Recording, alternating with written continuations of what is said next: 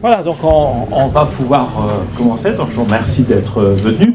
Donc si vous n'avez pas eu les mémoires de 2022, hein, n'oubliez pas de venir les réclamer après la conférence. Alors ils sont sortis avec du retard, hein, donc avec presque 2 ans de retard, mais bon, on va essayer de rattraper le retard des suivants. Donc celui de 2023, on espère que vous l'aurez au début pour la conférence du mois de novembre, et puis celui de 2024 au début de l'année 2025. Hein, voilà, donc on va essayer de rattraper notre retard. Et donc, alors je remercie Jean-Christophe Dumas qui a préparé, c'est lui qui prépare les mémoires de 2022, hein, il est le secrétaire de la Fédération. Et puis je remercie aussi Fabienne Bliot, hein, qui s'occupe de la mise en page. Hein, voilà, on fait appel à un imprimeur pour l'impression, mais sinon tout le reste du travail c'est effectué par des bénévoles. Hein, alors bon, les bénévoles qui ont tous les deux une activité professionnelle à côté,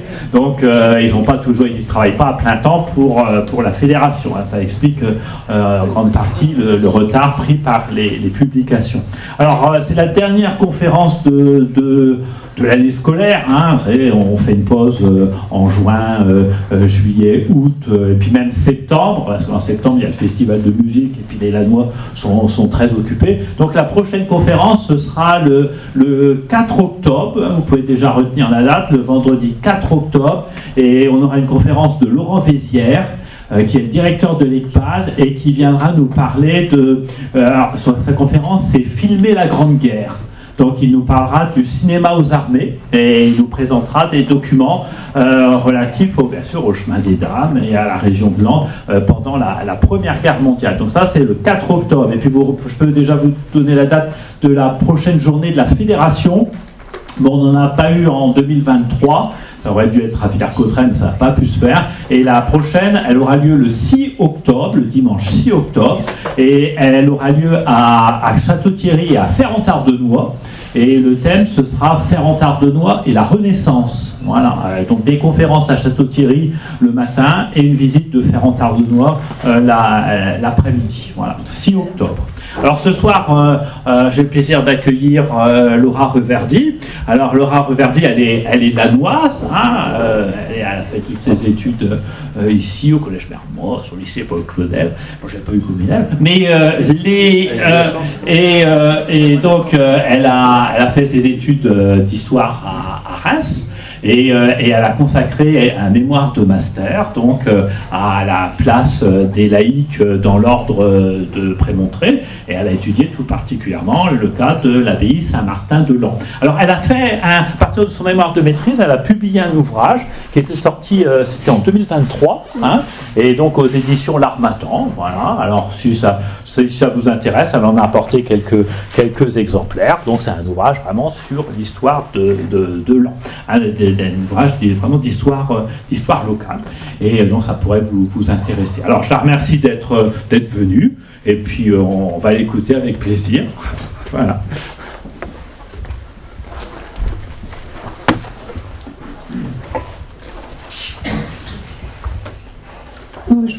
Je vais pas au niveau ça va là. Oui, c'est bon. Donc déjà, je suis très heureuse d'être parmi vous aujourd'hui, pouvoir vous présenter une partie de mon travail sur la question de l'intégration des laïcs dans l'ordre de Prémontré.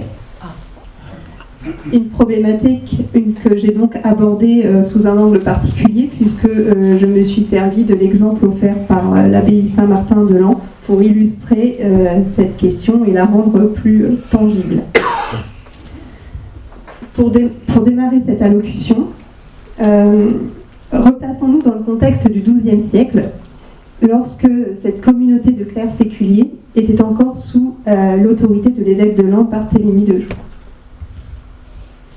Je vais avoir du mal avec le micro. Cette petite communauté, située hors des murs de la ville de Laon, posait en effet des difficultés, en raison du comportement de ces clercs jugés inadaptés à la vie régulière. Après une série d'échecs successifs, l'évêque de Laon, quelque peu résigné, décida en 1124 de solliciter l'aide de Norbert de Xanten, fondateur de l'ordre de Prémontré. Ce dernier, réticent au début, finit par accepter d'envoyer quelques-uns de ses disciples donc à l'abbaye Saint-Martin. C'est ainsi que cette communauté séculière intégra l'ordre de Prémontré et connut par la même occasion un rayonnement économique et spirituel significatif. Une prospérité remarquable qui en réalité s'inscrivait dans un contexte plus vaste de renouveau spirituel impulsé par la réforme grégorienne. En pleine crise depuis le XIe siècle, l'Église s'efforçait en effet de rénover la vie morale du clergé et de s'affranchir des tutelles des puissances temporelles. Un désir d'austérité grandissant qui s'immisça dans toutes les couches de la société et inspira aux clercs comme aux laïcs des exigences spirituelles nouvelles. Ainsi, dans ce siècle où la spiritualité s'intensifiait, le désir d'approfondir sa foi se fit ressentir auprès des laïcs. Désireux de ne plus être des sujets passifs et obéissants, incapables d'œuvrer pour leur propre salut, ils cherchèrent à retrouver au niveau de la spiritualité vécue ce qu'ils avaient perdu en pouvoir et en liberté d'expression au sein de l'Église. Et ce sont ces aspirations nouvelles qui donnèrent naissance aux nouvelles formes d'associations et de religions volontaires sur lesquelles en fait va porter aujourd'hui mon allocution. À l'origine de ce que de nombreux historiens nomment mouvance laïque, on retrouve des groupes et des individus dont canoniquement et même statutairement parfois, l'État ne peut être assimilé à l'État monastique ou religieux.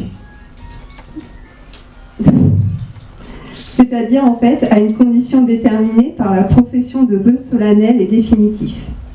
Il s'agit en fait donc d'hommes et de femmes qui participaient à la vie de ces établissements sans être pour autant de véritables religieux. L'arrivée de ces auxiliaires cristallisa une complémentarité nouvelle entre ces deux formes de vie.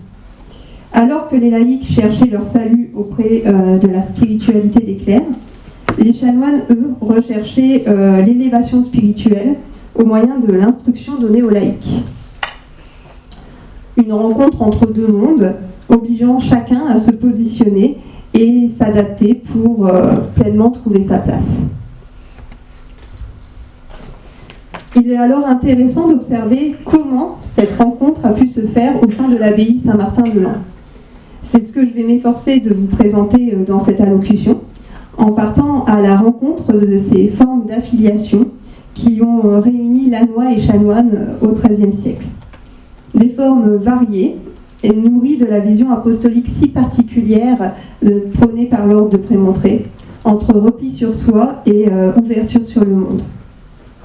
Aussi, mon propos s'articulera autour de cette dualité de positionnement, en présentant dans un premier temps la communauté de clercs intégrée à la vie conventuelle de l'abbaye Saint-Martin, puis dans un second temps en m'attardant sur la population laïque s'appellant à la lisière de l'abbaye. La communauté de Prémontré devait, selon le fondateur Saint-Norbert, imiter celle de Jérusalem, à savoir une multitude de croyants incarnés par les laïcs, réunis autour des apôtres, incarnés ici par les chanoines. C'est pourquoi, outre les chanoines, nous trouvons à Saint-Martin des hommes et des femmes qui ont résolu de se convertir, ce qui signifie pour le XIIe siècle, en fait, embrasser la vie régulière. Sur ce principe, l'abbaye se structure donc sous la forme d'une abbaye mixte avec sa communauté de chanoines, ses frères laïcs, aussi nommés convers, et sa communauté de sœurs. En somme, en fait, une vraie société miniature reconstituée au sein de l'enclos abbatial. La forme d'affiliation la plus répandue pour les Lannois du XIIIe siècle était en fait celle des convers. Mais avant de présenter plus en profondeur les caractéristiques de ces Lannois convertis, il est nécessaire de revenir sur la raison d'être de ce statut particulier et de sa place dans l'ordre de Prémontré. L'institution de cette forme de conversion est en fait le fait des cisterciens, qui exerçaient des activités agricoles incompatibles avec le rythme fort lourd des offices liturgiques obligatoires et avaient donc besoin d'un personnel spécifique dégagé des contraintes de cœur. À ces fins, ils intégrèrent à leur communauté des laïcs, en leur confiant une place et des attributions limitées. Un modèle repris par la suite par l'ordre prémontré. En effet, désireux de réunir autour d'eux une multitude de croyants, à la manière des apôtres, et soucieux de faire face à l'extension de leur ordre, les premiers abbés de l'ordre ont très rapidement repris, se sont inspirés du modèle législatif offert par la jeune et dynamique Cîteaux. Ce faisant, ils reprirent donc le modèle des convers pour offrir aux fidèles résolus de les suivre une structure permettant de les intégrer. Dans les premiers temps de l'ordre, la place accordée à cette population était fort limitée. Enfermés dans un status conversorum restreint, ils formaient des religieux de second rang, destinés à vivre séparés du reste de la communauté et à réaliser les travaux manuels nécessaires à celle-ci. Pour marquer leur différenciation du reste de la communauté, ces individus ne ressortaient pas alors de la vigilance immédiate de l'abbé, ni des autres supérieurs de l'abbaye. Ils étaient en fait plutôt confiés aux proviseurs qui prenaient soin de tout ce dont ils avaient besoin en leur fournissant leurs vêtements, mais aussi les fournitures nécessaires à leur vie quotidienne. Mais la situation d'infériorité de ces frères convers créa une instabilité dans la communauté. Soumis à une discipline moins stricte, le comportement de certains frères convers suscita l'exaspération des autorités de l'ordre. Des reproches qui attisèrent des tensions et aboutirent dans certaines communautés, comme a prémontré même en 1225, à des soulèvements. En supériorité numérique, cette population avait en effet une conscience aiguë de son importance et cherchait donc à consolider son positionnement. Il fallut donc clarifier la situation en composant une codification spécialement à leur usage, prônant à la fois un durcissement disciplinaire et une meilleure intégration à la communauté.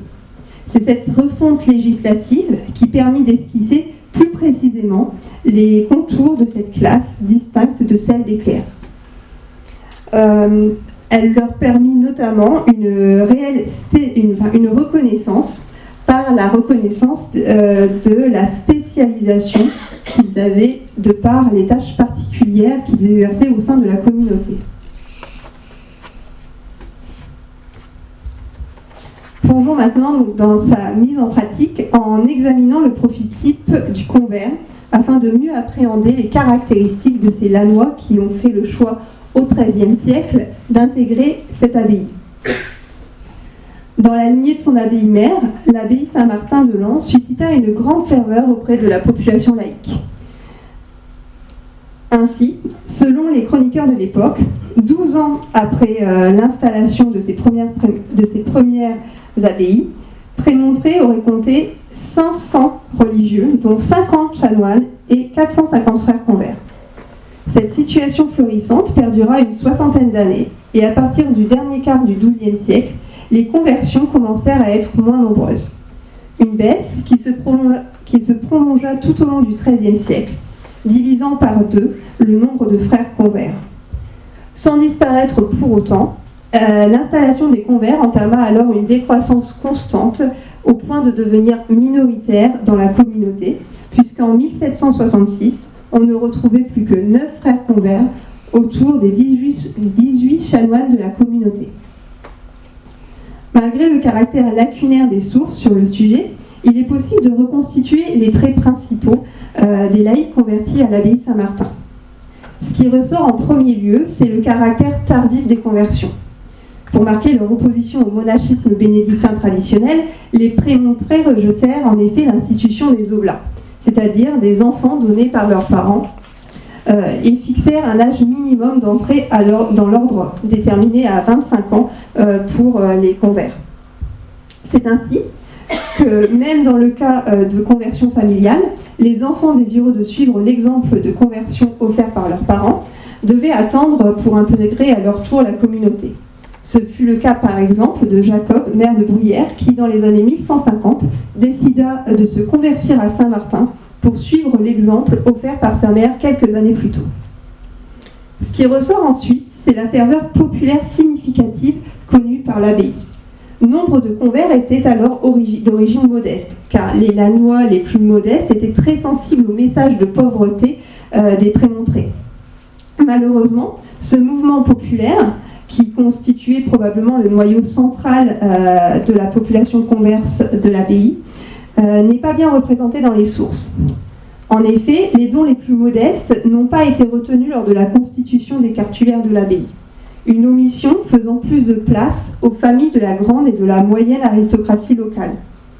Aussi, si le mouvement d'adhésion connu dans les hautes strates de la société lannoise de l'époque n'est pas négligeable, notamment pour ce qui est la constitution du temporel de cette toute jeune abbaye, il ne doit pas pour autant être surestimé.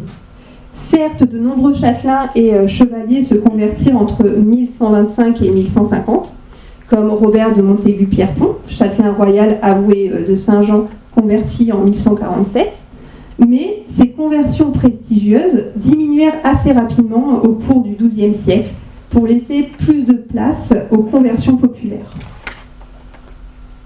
Circonscrite sur le territoire lannois et ses environs, près d'un tiers des convers semblent avoir été originaires de la ville et des villages très proches de celle-ci, comme Vaud.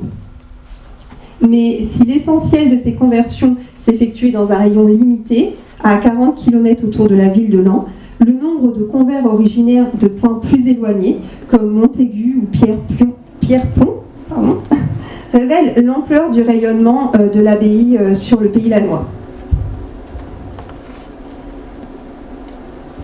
En optant pour cette conversion, la plupart de ces hommes embrassaient donc une nouvelle existence, bien éloignée de celle qu'ils avaient auparavant. Afin de mieux comprendre cette population, il est donc nécessaire d'exposer les différents aspects de ce mode de vie, souvent perçu comme ambigu. À leur entrée dans l'abbaye, les convers bénéficiaient d'une formation complète qui leur permettait d'assimiler les obligations de leur nouveau statut. Effectivement, en intégrant la communauté, ils acceptaient de vivre une vie de contemplation et de partager la spiritualité de leurs frères. Mais l'illettrisme du plus grand nombre constituait un véritable obstacle à leur participation liturgique et nécessita un allègement conséquent. Ainsi, on leur faisait apprendre par cœur, dès leur arrivée dans l'abbaye, les prières qu'ils devaient ensuite réciter lors de la messe. Il s'agissait notamment du Credo in Deum, du Pater Noster, de l'Ave Maria et des prières du repas. De même, l'assistance aux offices n'était rendue obligatoire que pour certaines célébrations, comme Noël et Pâques. Il était également fréquent qu'un convers manque une messe pour aller travailler au champ. Toutefois, il devait alors réciter sur le chemin les prières qu'il n'avait pas pu prononcer dans l'église. Comme nous venons de le voir, la conversion permettait vraiment à ces laïcs d'embrasser la pratique ascétique commune des religieux. Toutefois, il n'en demeurait pas moins avant tout des travailleurs actifs.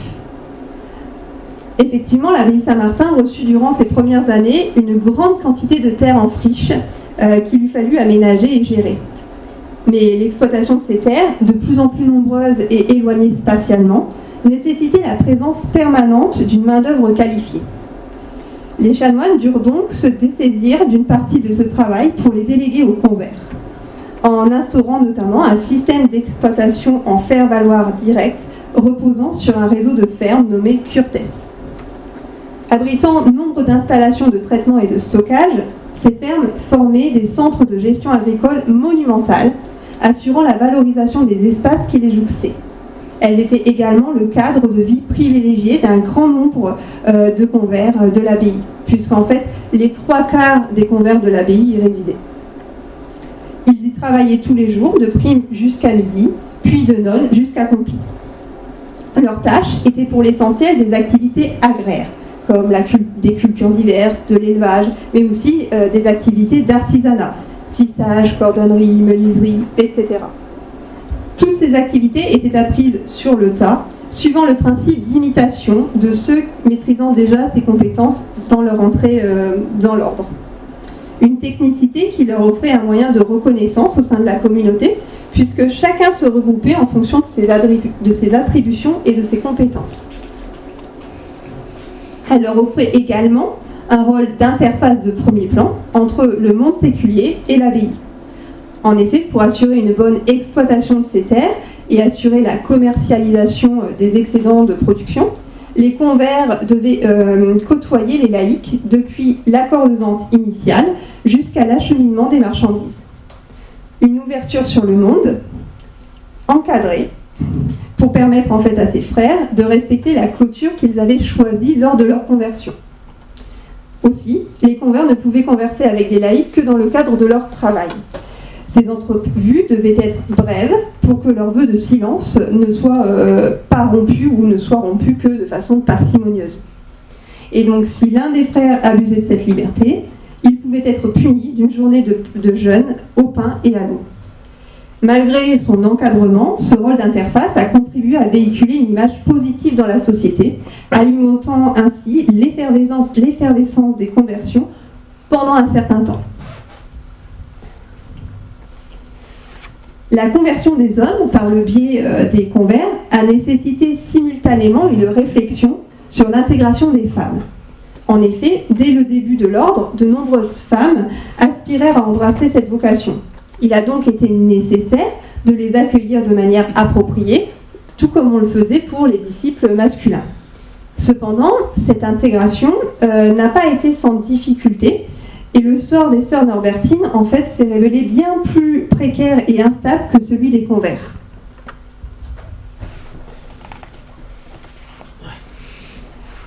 Afin de rester fidèle à la volonté du fondateur, de former une communauté unie à l'image de celle des apôtres, les sœurs furent hébergées à l'intérieur des monastères masculins, créant ainsi les monastères doubles.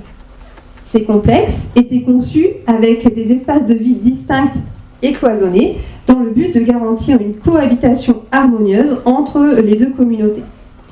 Unies dans la prière mais vivant séparément, chacune des communautés vaquait à ses propres activités. On y observait une répartition complémentaire des fonctions entre les sectes, entre les hommes et les femmes, qui se traduisait par une occupation différente de l'espace. La prière et le travail domestique pour les sœurs, à l'intérieur de la clôture, et la liturgie et la gestion plus économique des terres pour les chanoines, davantage tournés vers l'extérieur.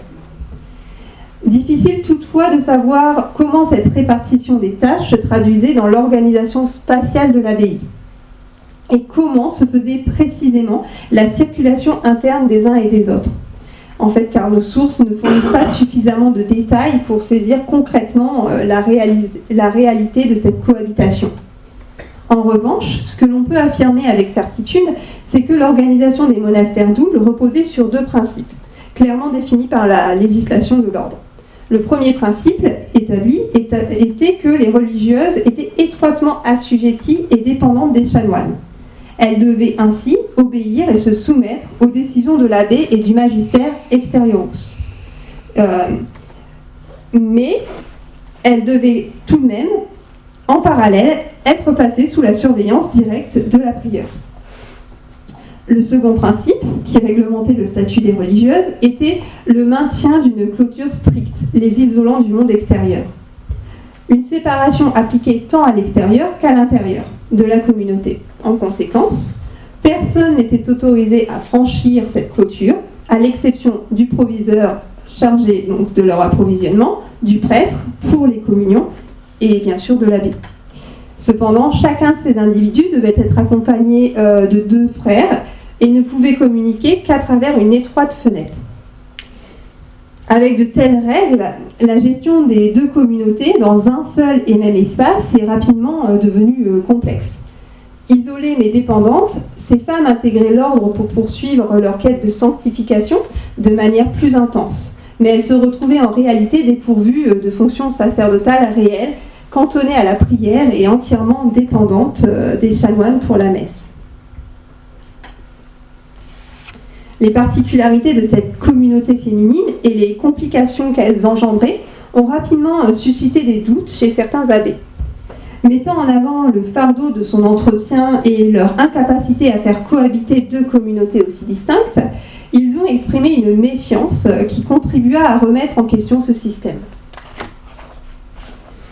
La vision véhiculée par les débuts de l'ordre n'était, il est vrai, pas réellement pensée pour faire face aux défis logistiques et éthiques que posait la cohabitation de deux communautés.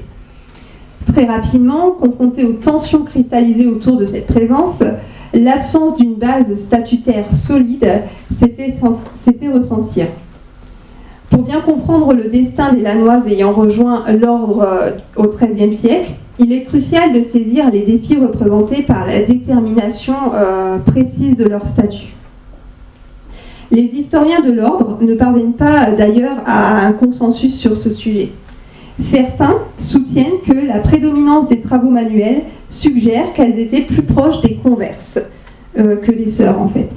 Une affirmation étayée par l'usage du terme converse dans les textes relevant du début de l'ordre.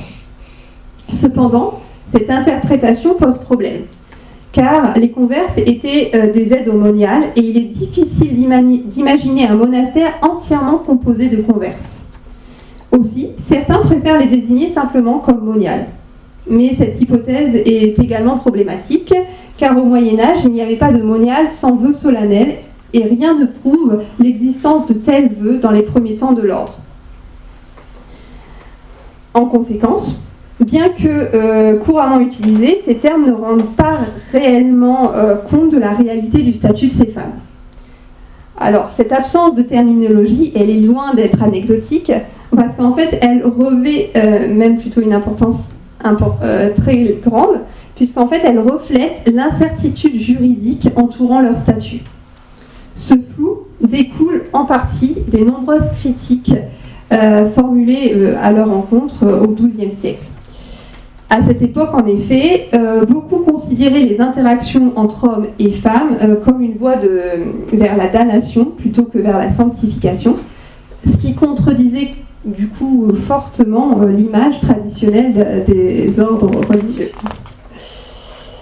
De nombreux abbés ont donc alimenté cette méfiance en mettant en lumière les nombreux excès observés au sein de ces communautés. Et dans ce contexte, le conflit survenu entre les sœurs et les chanoines de Bonneuil est particulièrement révélateur des tensions latentes et de l'instabilité de cette situation.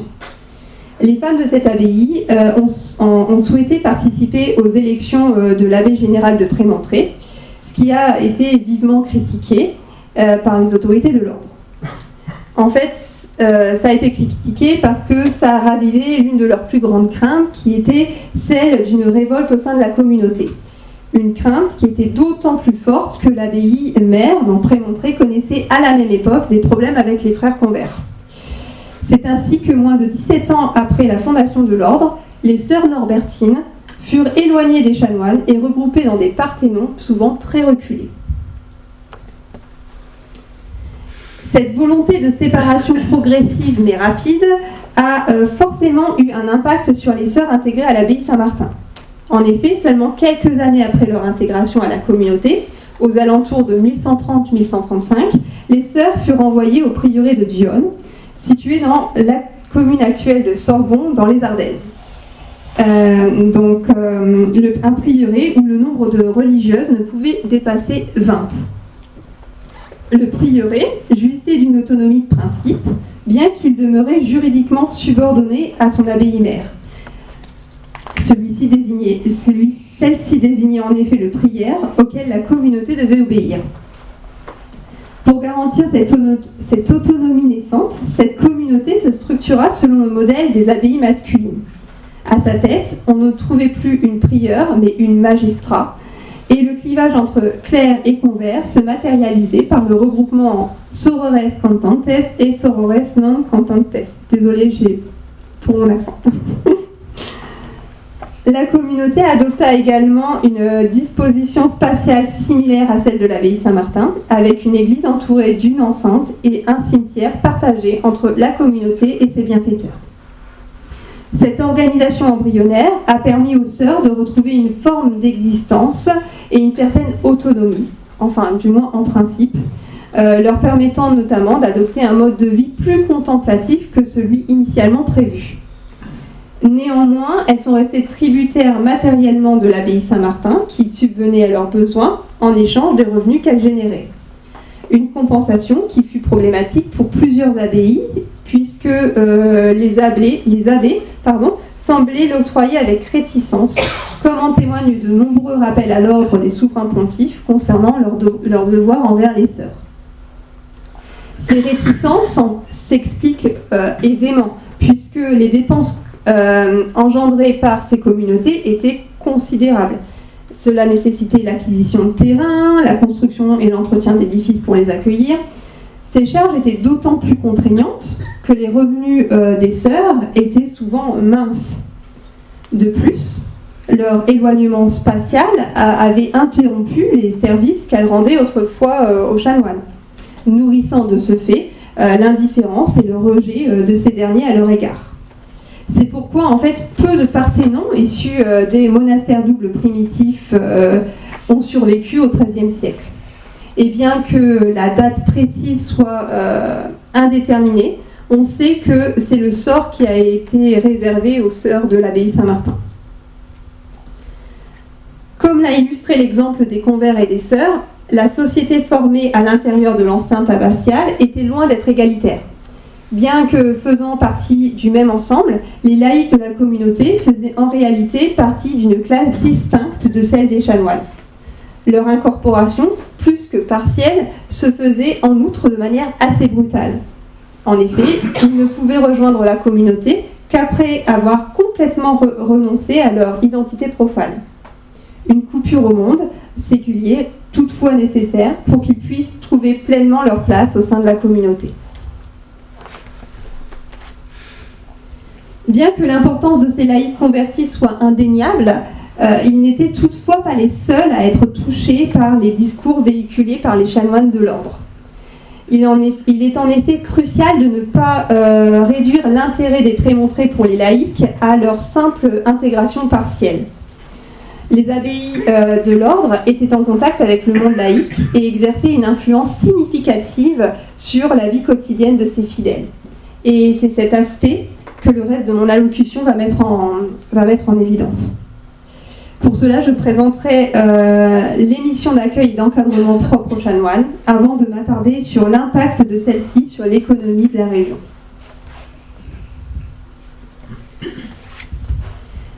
Les chanoines de l'abbaye Saint-Martin accordaient une importance primordiale aux valeurs de charité et d'hospitalité, les plaçant au cœur de leur idéal de vie. Par conséquent, ils entreprirent rapidement de multiplier les structures leur permettant de partager leurs ressources et ainsi venir en aide aux plus démunis dans leur vie quotidienne. Pour cela, ils commencèrent à ériger à l'intérieur de l'enceinte de l'abbaye un hôpital, également appelé hôtellerie. Positionné à l'entrée du monastère, il constitue une enclave au sein de la cour principale, symbolisant la rencontre entre deux univers. L'hôtellerie remplissait plusieurs fonctions. Elle servait de refuge pour les voyageurs, d'hospice pour les pauvres et d'hôpital pour les malades. Cette polyvalence était une caractéristique marquante des hôtelleries prémontrées, même si cette variété pouvait parfois compliquer l'organisation. Cet établissement procurait un réconfort aux personnes en difficulté, en leur offrant repos, nourriture et soutien spirituel, leur permettant ainsi de bénéficier d'un environnement auquel elles n'avaient pas accès en temps habituel. Les séjours pouvaient durer plusieurs jours, pendant lesquels les nécessiteux pouvaient recevoir la visite de leurs proches. Tous les membres de la communauté religieuse étaient tenus de contribuer au bon fonctionnement de l'hôpital.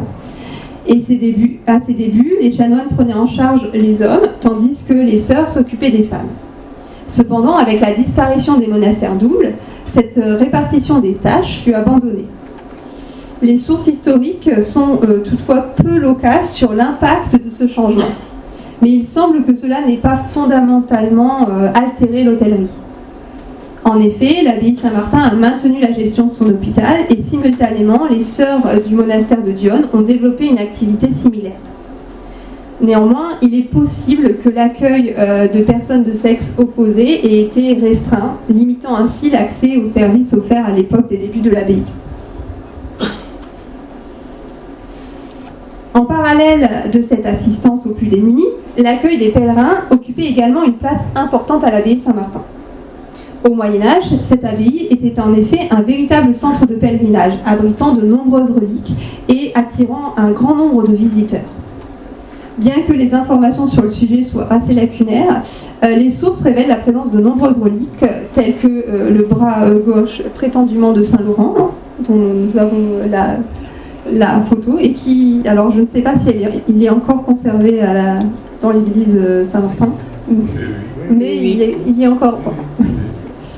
D'autres reliques sont mentionnées, comme notamment l'os du bras de Saint-Barthélemy ou encore un morceau de la vraie croix.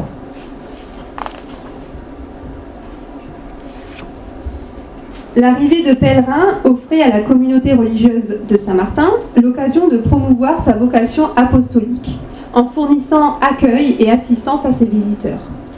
Il était alors nécessaire de faciliter leur accès aux reliques en les guidant, s'ils étaient impotents ou aveugles, et en leur prodiguant des conseils sur la conduite à adopter dans le sanctuaire. Ainsi, l'église abbatiale devenait un lieu de rencontre à plusieurs égards. Rencontre entre l'homme et le sacré, mais aussi rencontre entre une communauté fermée et un groupe ouvert, nombreux et parfois envahissant, pouvant perturber la vie de la communauté religieuse. La popularité des pèlerinages parmi les laïcs s'explique en grande partie par la présence divine entourant les reliques. Les saints, dont les restes sacrés étaient détenus, devenaient en effet des intercesseurs familiers, plus accessibles aux fidèles en raison de leur proximité géographique. À travers eux, Dieu pouvait intervenir directement pour les protéger dans leurs activités quotidiennes les plus simples. Et c'est cette aura divine qui enveloppait également les communautés religieuses. En se rendant dans des centres de pèlerinage tenus par des communautés comme celle de Saint-Martin, les habitants de Laon espéraient se joindre aux religieux de l'abbaye pour participer aux grandes cérémonies organisées autour des reliques, comme notamment les processions à travers la ville, les translations de nouvelles reliques, ou encore tout simplement la célébration de miracles. La perspective de miracle est constituée, il est vrai, le principal catalyseur de la mobilisation croissante des fidèles autour de l'église abbatiale. Chacun nourrissait l'espoir d'être protégé ou guéri par l'intermédiaire de ces reliques. Cette mobilisation concernait principalement les habitants de Laon et de ses environs. Cependant, une certaine dynamique miraculeuse se mit en place assez rapidement. Plus les miracles étaient nombreux, plus les pèlerins venaient de loin. Ils contribuèrent ainsi à propager la renommée des reliques grâce aux récits qu'ils rapportaient en chemin. Et parmi ces miraculés, on recensait des individus venant notamment de Val-Berny ou encore Rochefort et même de Tournai. La dévotion des chanoines de l'abbaye Saint-Martin envers la charité et l'hospitalité témoigne de leur engagement profond envers leur communauté, dépassant largement le simple domaine de l'assistance matérielle. Ainsi, désireux de renforcer leur intégration dans la société et de répondre aux besoins à la fois physiques et spirituels de la communauté, ils élargirent leurs actions en se tournant vers des responsabilités pastorales de plus en plus complètes. Le fondateur de l'ordre imposa à ses disciples une vie mixte, alliant contemplation spirituelle et encadrement des fidèles. Cette responsabilité pastorale des chanoines était rendue possible dans certaines paroisses grâce à la Cura Animarum, qui englobait la charge spirituelle d'accomplir certains rites sacramentels pour guider les fidèles vers leur salut. L'encadrement pastoral représentait ainsi un moyen d'intégrer la communauté religieuse dans la société, en mettant notamment l'accent sur la notion de salut collectif.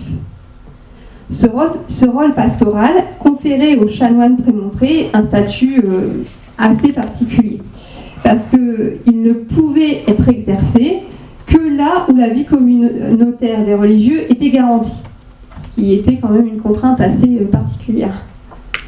Cette restriction obligeait les abbayes à s'organiser autour de prieurés structurés en réseau. Pour ce faire, la plupart d'entre elles acquérirent très tôt des hôtels et des paroisses, comme l'abbaye Saint-Martin, qui donc à la fin du XIIIe siècle possédait 13 hôtels et 6 paroisses. Ces édifices étaient principalement répartis dans un rayon de 20 à 40 km autour de l'abbaye, bien que certains, comme les hôtels d'Arnicourt et de Lalobe, puissent être plus éloignés. Lorsque l'éloignement ou la taille de l'édifice ne permettait pas l'installation de plusieurs chanoines, comme c'était le cas dans les petits hôtels, ceux-ci étaient placés sous la dépendance des curtesses de l'abbaye, c'est-à-dire donc des fermes qui servaient aussi donc d'exploitation, qui servaient aussi pour l'exploitation agricole des terres de l'abbaye.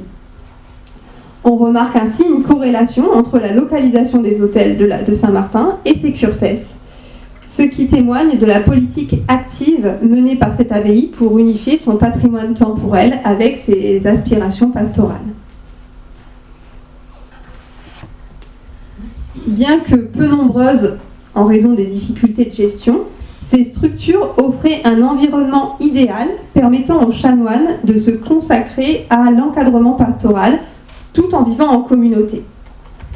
Il nous est toutefois difficile de décrire précisément les composantes de leur fonction pastorale, car les sources sur le sujet sont quelque peu lacunaires. Ce qui ressort tout de même, c'est que la messe semble avoir été centrale, bien que nous manquions de détails précis sur sa fréquence. Des célébrations plus spécifiques, comme des messes commémoratives, étaient également réalisées. L'administration des sacrements incombait également à ces prêtres en vertu de la cura animarum confiée par l'évêque, bien que les détails de cette fonction sacramentelle restent là encore obscurs. De même, bien que les chanoines aient eu le pouvoir d'excommunier les laïcs, l'étendue de cette autorité demeure floue, puisque l'absolution relevait plutôt de l'évêque. Quoi qu'il en soit, ce réseau d'hôtels et de paroisses avait un impact direct sur le quotidien des fidèles, en intervenant sur les célébrations religieuses qui rythmaient leur quotidien. Car en assistant à la messe dominicale et aux autres offices réguliers, ils pouvaient alors se joindre à la prière commune avec le reste de la communauté et bénéficier ainsi de son aura divine. Avant de clôturer cette allocution, je souhaite rapidement aborder un aspect souvent oublié de l'influence des communautés religieuses sur les laïcs, à savoir leur impact sur l'économie des régions environnantes. Comme je l'ai déjà mentionné plus tôt en parlant des convers, l'abbaye Saint-Martin tirait profit de la vente des excédents de production de ses exploitations agricoles, ce qui contribuait à son implication dans l'économie locale. Elle approvisionnait ainsi le marché urbain de Laon en céréales, viande, laine et peau, puis elle exportait le surplus de ses productions vers d'autres régions du Lannoy et de la France, en bénéficiant des exemptions de droits de douane accordées par certains seigneurs voisins. Mais en tant que productrice, l'abbaye était également un pourvoyeur d'emplois, grâce à son vaste réseau de fermes réparties dans tout le Lannoy. Ces exploitations étaient en effet des lieux accessibles aux laïcs, où ils pouvaient parfois travailler aux côtés des frères convers. Certains donateurs attachaient même leurs hommes aux biens qu'ils cédaient à l'abbaye. Par exemple, lors de la fondation de la cour de Rogercourt en 1161, le seigneur de Pierrepont autorisa l'abbaye à employer ces hommes qui étaient alors responsables de l'exploitation de ces terres. Ces hommes pouvaient ainsi prêter main forte aux frères convers lorsque le travail était trop important. Cette pratique, initiée par ces donateurs, a été poursuivie par l'abbaye tout au long du XIIIe siècle pour compenser notamment la diminution progressive du nombre de frères convers. Et c'est ainsi, par exemple, qu'en 1237, la cour d'Avin a eu recours à 3 vignerons des environs pour aider les frères convers dans leur travail. En parallèle à cette implication des laïcs, l'abbaye recourait également au fermage des cours les plus éloignés, tels que Rémicourt en 1237, Chaumont en 1240 et Aillon en 1253. En fait, le fermage était un bail à court terme établi entre l'abbaye et un fermier pour l'exploitation d'un de ces domaines, comprenant toutes ces exploitations, tous ces équipements. Alors toutefois, ce mode d'arrangement n'était pas non plus les plus fréquents, parce que les fermiers qui acceptaient ces accords étaient souvent des propriétaires riches.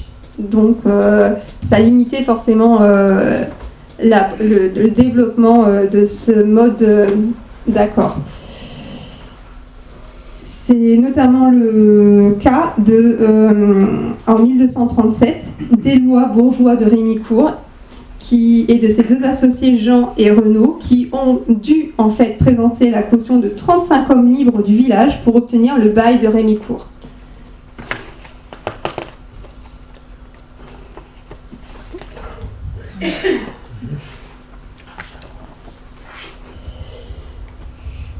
Au terme de cette allocution, il ressort que les laïcs occupaient une place cruciale au sein des abbayes, qu'ils soient pleinement intégrés à la vie canonique ou non. Les chanoines étaient profondément engagés dans la conversion et l'accompagnement spirituel des laïcs, en leur fournissant le soutien nécessaire à travers leur paroisse, mais aussi en leur offrant des opportunités de travail dans leur exploitation agricole. Une implication qui permettait aux abbayes de rester connectées au monde extérieur, façonnant ainsi de manière directe et pérenne le quotidien des fidèles. Dans cette perspective, l'étude de l'abbaye Saint-Martin-de-Lens met en lumière la manière dont ces interactions ont influencé le tissu social et spirituel de la communauté lannoise du XIIIe siècle. En mettant en avant l'importance de cette relation symbiotique dans la vie monastique et sociale de l'époque, elle esquisse également les répercussions architecturales induites dans leur environnement immédiat. Ces communautés religieuses devaient en effet adapter la structure architecturale de leur abbaye pour accueillir les fidèles et entretenir leur réseau de fermes, d'hôtels et de paroisses. Des transformations architecturales et des aménagements territoriaux qui ont profondément marqué l'environnement des populations laïques locales et qui pourraient faire l'objet d'une autre conférence.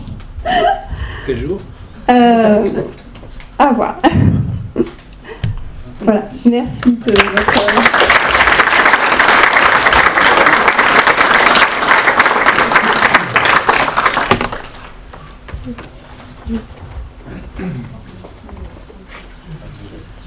Question ?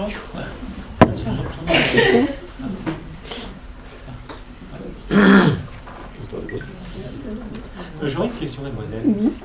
Pardon. J'ai Oui. vu je ne sais plus c'est dans quel ouvrage, que les monastères mixtes avaient posé quelques soucis car les bonnes sœurs tombaient mystérieusement enceintes.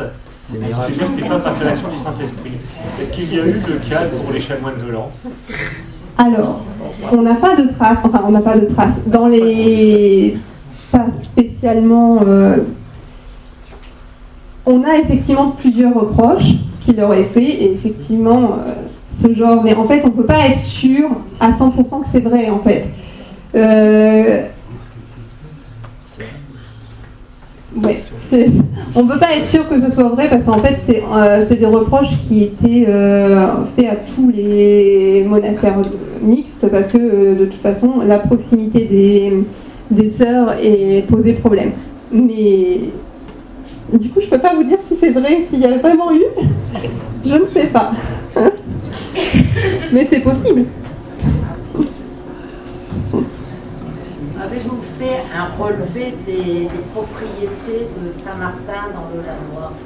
Oui, alors en partie pour le XIIIe siècle, oui, dans mon livre j'en ai, mais après sinon une autre personne avait travaillé plus particulièrement sur la gestion du temporel de Saint-Martin.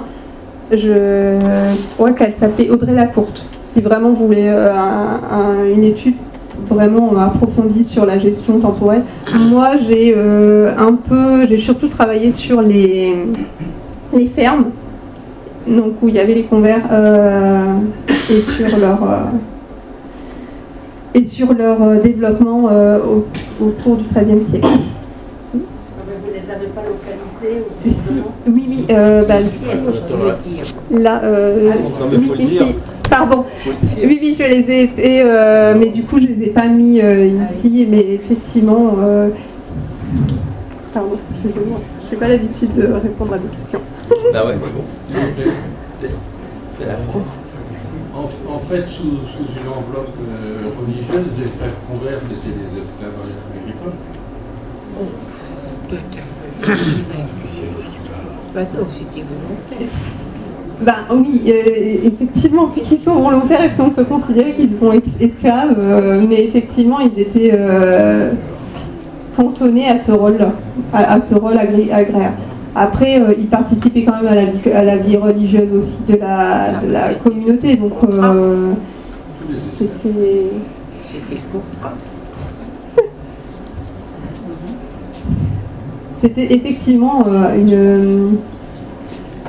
c'était effectivement un rapport qui n'était pas forcément égalitaire, ça c'est sûr, et qui donnait quand même un ascendant aux chanoines, c'est vrai. Et est-ce qu'il y a des révoltes de convers qui sont documentées? Ben, du coup, oui, après Montré, du coup, en 1225, il y a eu effectivement, c'est ce qui a donné en fait lieu donc, à une refonte complète de la législation, et à quelques années justement où l'ordre s'est retrouvé en fait avec une législation qui ne mentionnait pas les frères convers, justement parce qu'on avait un peu envie d'oublier ce petit souci, parce qu'effectivement, au niveau du nombre, c'est quand même eux qui étaient vachement... Et d'ailleurs, je crois, si je me souviens bien, que ils ont essayé de brûler l'abbaye et tout, enfin, c'était... Oui, c'était... Donc on a un peu de traces pour prémontrer. Oui. Est-ce que dans les documents et les études que vous avez fait sur les différentes fermes, vous vous êtes aperçu qu'il y avait des fermes qui avaient plus d'importance que d'autres? Je prends le cas de Samoussy par exemple, qui est dans de nombreux documents. Est-ce que vous, dans les documents, vous avez vu qu'elle était plus importante que d'autres fermes ou d'autres cours? À part en fait sur le fait, on va dire que cette information, on le voit par le fait que la récurrence en fait de l'apparition de la ferme dans les actes, c'est-à-dire quand on a vraiment beaucoup d'actes qui parlent de la même ferme, on peut supposer que du coup elle avait une importance plus grande, mais après généralement vu que c'est des actes de donation, des éléments de contrat, c'est vrai que c'est difficile d'apprécier vraiment l'importance. On peut à la limite apprécier l'importance, la grandeur, mais pas forcément l'influence qu'elle avait réellement sur le nombre de personnes qu'elle touchait en tout cas. Est-ce que le fait d'avoir les droits de justice par exemple? Oui, effectivement, ça accordait plus, ça lui permettait d'avoir plus de poids, mais là encore, c'était pas forcément systématique, et il y avait des problèmes en fait aussi. On ne sait pas dans quelle mesure ces droits étaient appliqués, puisqu'il y avait concurrence avec les droits voisins. Donc en fait, c'est toujours. On peut faire un inventaire dans telle ferme, il y avait tel droit, il y avait ça, mais après, ça reste quand même assez abstrait.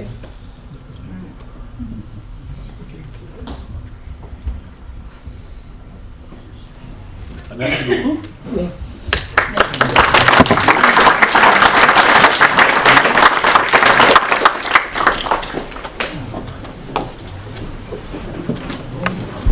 Alors, si vous êtes intéressé par le livre de Madame Réverbier, on va apporter quelques exemplaires.